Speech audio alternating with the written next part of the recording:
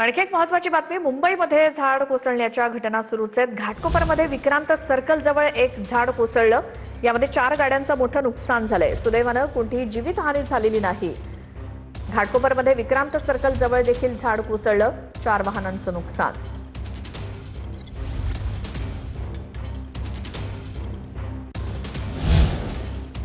पुणे शहरातील बीएमसीसी महाविद्यालयाच्या रस्त्यावरती सुद्धा झाड पडलंय।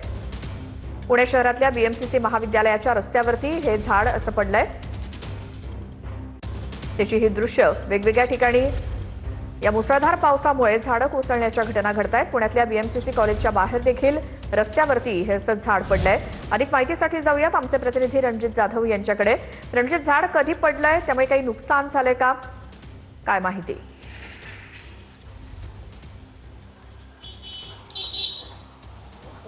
हे झाड जे आहे ते आज सकाळच्या सुमारास पडलेलं आहे।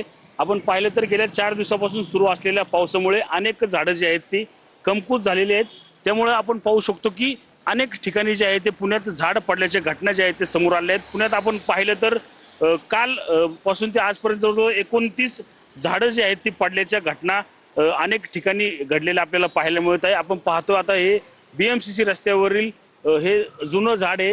हे झाड जे आहे ते या ठिकाणी पावसामुळे जास्त पाऊस झाल्यामुळे जे आहे ते पडलेलं आपल्याला एकूण पाहायला मिळतं। आपण पाहू शकतो की सुदैवाने यामध्ये कुठलीही जीवितहानी या ठिकाणी झालेली आपल्याला एकूण पाहायला मिळत नाही।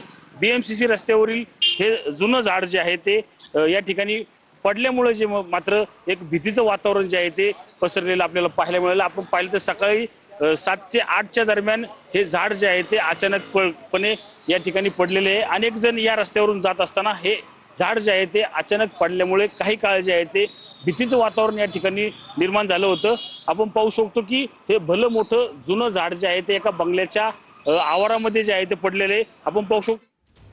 बिलकुल रणजित, धन्यवाद या सगळ्या माहितीसाठी। पुण्यातल्या बीएमसीसी कॉलेजच्या समोरच हे असं झाड पडलंय।